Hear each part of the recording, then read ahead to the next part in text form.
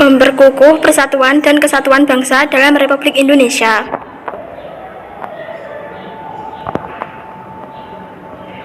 Makna persatuan dan kesatuan. Persatuan dan kesatuan berasal dari kata satu, yang berarti utuh dan tidak terpecah belah. Persatuan mengandung makna terikatnya beberapa bagian menjadi satu kesatuan. Adapun kesatuan berarti keadaan yang merupakan satu kesatuan. Persatuan mengandung arti bersatunya macam-macam corak yang beraneka ragam menjadi satu kebulatan yang utuh dan serasi. Persatuan Indonesia berarti yang mendiami wilayah Indonesia. 1. Konsep persatuan dan kesatuan bangsa. Konsep kesatuan yang kita anut meliputi aspek alamnya, konsep kewilayahan, dan aspek sosial yang meliputi politik, sosial, budaya, ekonomi, serta pertahanan dan keamanan. Kesatuan wilayah meliputi darat, laut, dan udara. Kebulatan ini sesuai dengan politik kewilayahan yang kita anut, yaitu wawasan Nusantara. Wawasan Nusantara adalah cara pandang dan sikap bangsa Indonesia mengenal diri serta lingkungannya berdasarkan Pancasila dan Undang-Undang 1945. Pelaksanaan wawasan Nusantara mengedepankan kesatuan wilayah dan menghargai kebinekaan untuk mencapai tujuan nasional. Perbedaan dipandang sebagai kekayaan bangsa dan wilayah Indonesia dipandang sebagai kesatuan wilayah. Wawasan Nusantara mempunyai dua tujuan, yaitu sebagai berikut. A. Tujuan nasional yang dapat kita lihat dalam pembukaan Undang-Undang Dasar 1945 sebagai berikut. 1. Melindungi segenap bangsa Indonesia dan seluruh tumpah darah Indonesia. 2. Memajukan kesejahteraan umum. 3. Mencerdaskan kehidupan bangsa. 4. Ikut melaksanakan ketertiban dunia yang berdasarkan kemerdekaan, perdamaian abadi, dan keadilan sosial. B. Tujuan kedalam yaitu mewujudkan kesatuan segenap aspek kehidupan. Adapun fungsi wawasan Nusantara adalah sebagai berikut. A. Wawasan Nusantara berfungsi sebagai konsepsi ketahanan nasional. B. Wawasan Nusantara berfungsi sebagai wawasan pembangunan yang mencakup kesatuan politik, kesatuan ekonomi, kesatuan sosial dan politik, serta kesatuan pertahanan dan keamanan. C.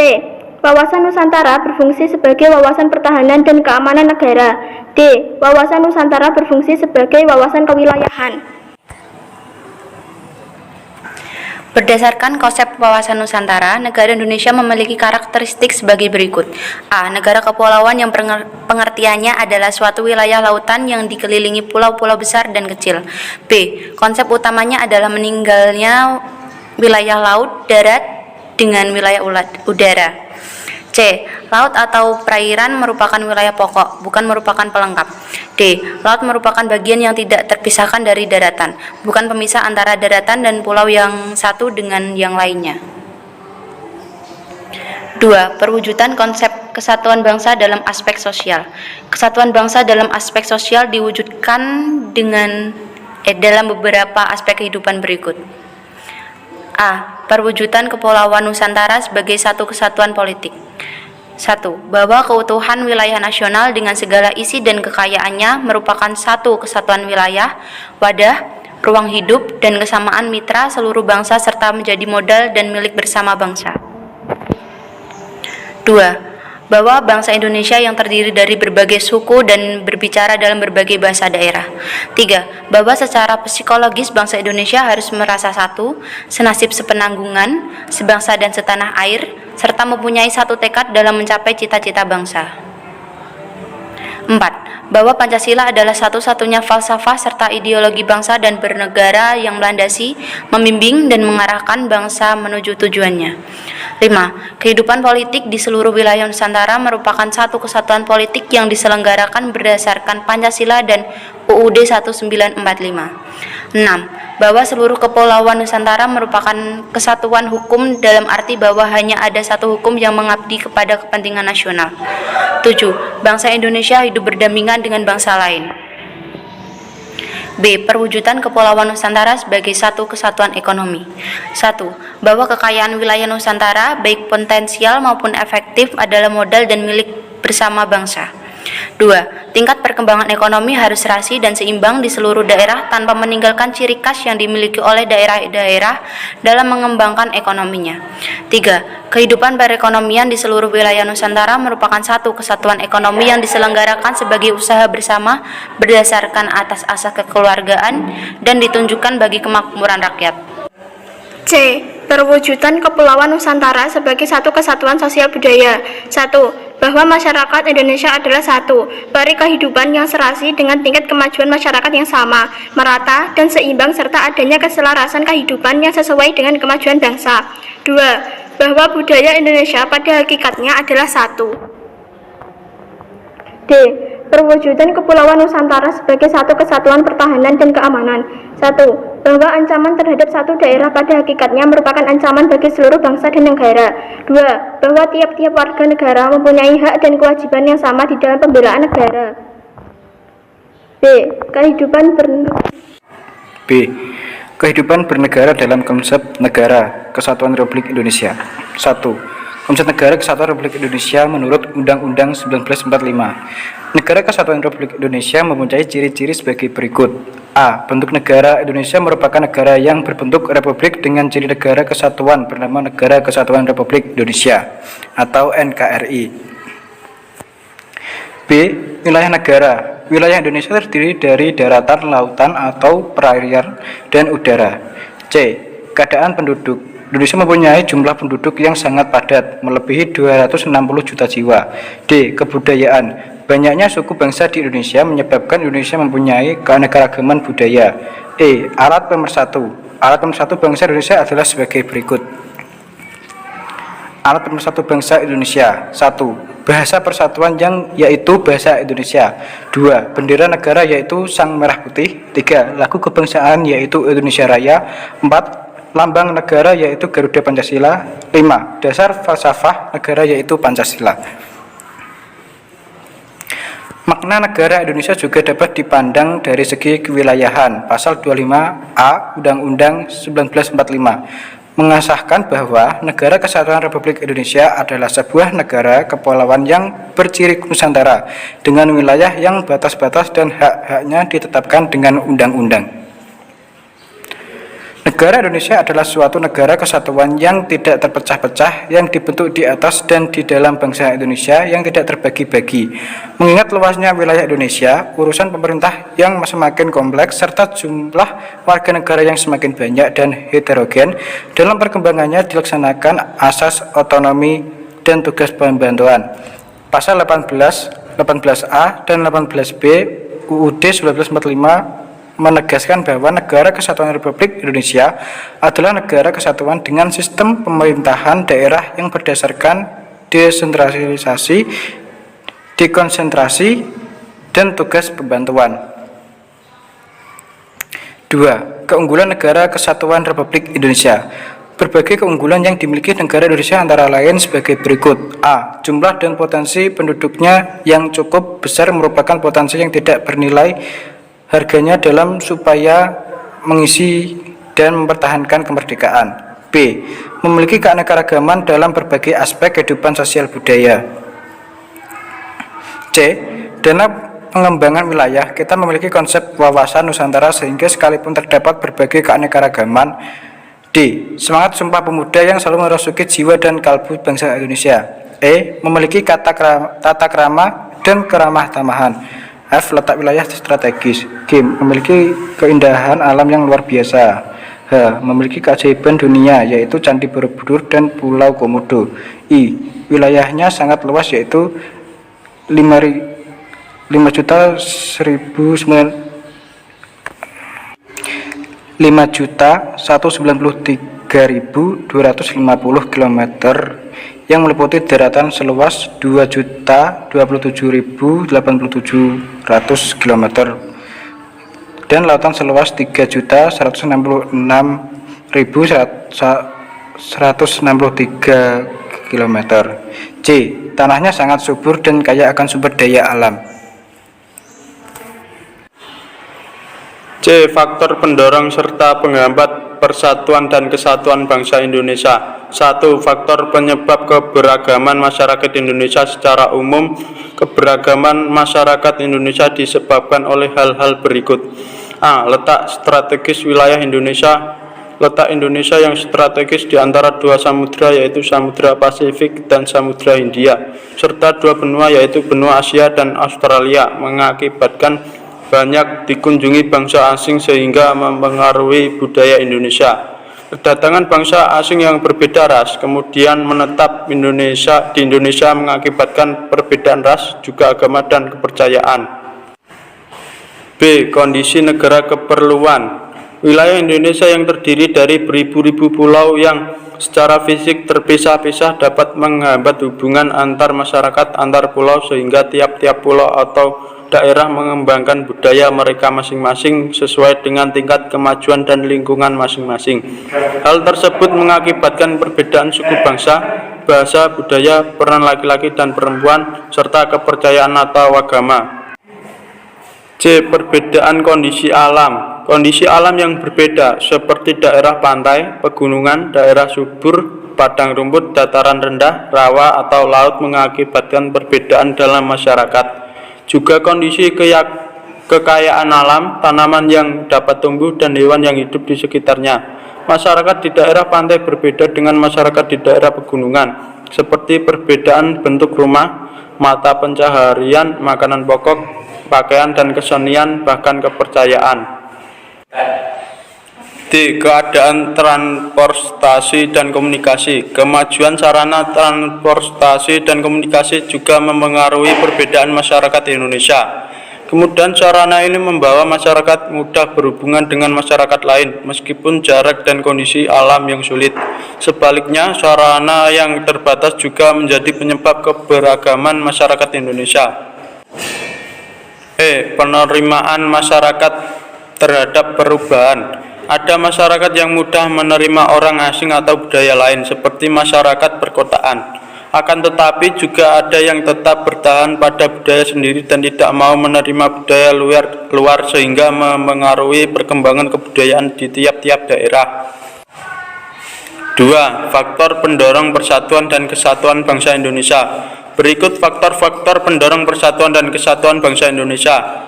A. Adanya rasa senasib dan seperjuangan yang diakibatkan oleh faktor sejarah. B. Adanya ideologi nasional yang tercermin dalam simbol negara yaitu Garuda Pancasila dan semboyan Bhinneka Tunggal Ika. C. Adanya tekad dan keinginan untuk bersatu di kalangan bangsa Indonesia seperti yang dinyatakan dalam Sumpah Pemuda pada tanggal 28 Oktober 1928. D. Adanya ancaman dari luar yang menyebabkan muncul semangat nasionalisme di kalangan bangsa Indonesia. E. Rasa rela berkorban untuk kepentingan bangsa dan negara sebagaimana dibuktikan oleh banyak pahlawan bangsa yang jujur di medan pertempuran. F. Kesepakatan untuk konsensus nasional dalam perwujudan proklamasi kemerdekaan, Pancasila dan UUD 1945, bendera merah putih, lagu kebangsaan Indonesia Raya serta bahasa persatuan yaitu bahasa Indonesia. 3. Faktor penghambat persatuan dan kesatuan bangsa Indonesia. Berikut faktor-faktor penghambat persatuan dan kesatuan bangsa Indonesia. A. Masyarakat Indonesia yang heterogen atau beraneka ragam dalam faktor-faktor kesuku bangsaan dengan masing-masing kebudayaan daerahnya, bahasa daerah, agama yang dianut, ras, dan sebagainya. B. Wilayah negara yang sangat luas terdiri dari ribuan pulau yang dikelilingi oleh lautan luas. C. Besarnya kemungkinan ancaman, tantangan, hambatan, dan gangguan yang merongrong keutuhan serta kesatuan dan persatuan bangsa, baik yang berasal dari dalam negeri maupun dari luar negeri. D. Masih besarnya ketimpangan dan ketidakmerataan pembangunan serta hasil-hasil pembangunan menimbulkan berbagai rasa tidak puas dan keputusan pada masalah sara atau suku, agama, ras, dan antar golongan. Gerakan separatisme dan kedaerahan serta demonstrasi dan unjuk rasa. E. Adanya paham etnosentrisme di antara suku bangsa yang menonjolkan kelebihan-kelebihan budaya dan menganggap rendah budaya suku bangsa lain. D. Perilaku yang menunjukkan sikap menjaga keutuhan negara kesatuan Republik Indonesia. 1. Pentingnya persatuan dan kesatuan dalam kehidupan. Kehidupan sosial yang tertib dan tentram hanya dapat diwujudkan melalui pembinaan persatuan dan kesatuan. Keluarga yang utuh terbentuk karena adanya semangat bersatu, karena adanya semangat bersatu. Hubungan dan ikatan keluarga akan terjalin utuh apabila kita semua menjadi bagian tak terpisahkan dalam keluarga. Keluarga yang menjunjung persatuan dan kesatuan membentuk keluarga yang aman, tentram, dan damai. Sebaliknya, apabila tidak ada rasa persatuan dalam keluarga, Tiap hari akan terjadi pertengkaran dan tidak akan ada kedamaian. Masyarakat yang bersatu dalam kehidupan masyarakat yang rukun dan harmonis. 2. Mempertahankan persatuan dan kesatuan wilayah Indonesia. Pepatah mengatakan, bersatu kita teguh, bercerai kita runtuh. Oleh karena itu, yang perlu kita tegakkan dan lakukan adalah sebagai berikut. A. Meningkatkan semangat kekeluargaan, gotong royong, dan musyawarah. B. Meningkatkan kualitas hidup bangsa Indonesia dalam berbagai aspek kehidupan. C. Meratakan pembangunan serta berkeadilan sosial bagi seluruh rakyat Indonesia. D. Melaksanakan otonomi daerah guna meningkatkan kesejahteraan masyarakat di daerah. E. Memperkuat sendi-sendi hukum nasional serta adanya kepastian hukum. F. Melindungi, menjamin, dan menjunjung tinggi hak asasi manusia. G. Memperkuat sistem pertahanan dan keamanan sehingga merasa terlindungi. 3. Meningkatkan semangat Bhinneka Tunggal Ika. Sebagai bangsa yang terdiri dari bangsa, suku, bahasa, agama, dan adat kebiasaan, kita harus bersatu sebagai bangsa Indonesia. Oleh karena itu, kita harus memupuk semangat Bhinneka Tunggal Ika. Meskipun berbeda-beda, kita tetap satu, yaitu bangsa Indonesia. 4. Dampak positif persatuan dan kesatuan bagi masyarakat. Dampak positif: A. Mampu menangkal semua gangguan dalam kehidupan bermasyarakat. B. Menumbuh solidaritas, semangat toleransi, kekompakan, dan memperkuat daya tahan masyarakat terhadap gangguan masyarakat itu sendiri. C. Menumbuhkan semangat gotong royong dan kebersamaan dalam mengatasi masalah. 5. Manfaat persatuan dan kesatuan bagi bangsa Indonesia. Berikut manfaat persatuan dan kesatuan bagi bangsa Indonesia. A. Memperkuat jati diri negara kesatuan Republik Indonesia. B. Memperkuat ketahanan nasional dalam mengatasi segala ancaman dan gangguan dalam bernegara. C. Memudahkan mencapai tujuan nasional, yaitu tujuan nasional yang tertuang dalam pembukaan UUD 1945. D. Menciptakan suasana yang tentram, aman, dan damai karena semua yang menunjukkan sikap setiap kawan toleransi dan solidaritas dalam bingkai negara kesatuan Republik Indonesia. 6. Perilaku warga negara yang menunjukkan partisipasi dalam menjaga keutuhan NKRI. Berikut beberapa contoh perilaku warga negara yang menunjukkan partisipasi dalam menjaga keutuhan NKRI. A. Menjunjung tinggi kedaulatan negara dan kewibawaan pemerintah.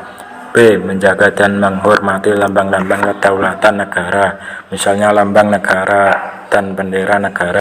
C. Membantu dan meringankan para korban bencana alam, misalnya dengan memberi bantuan kemanusiaan, evakuasi para korban, dukungan moral, dan memberi tempat tinggal sementara.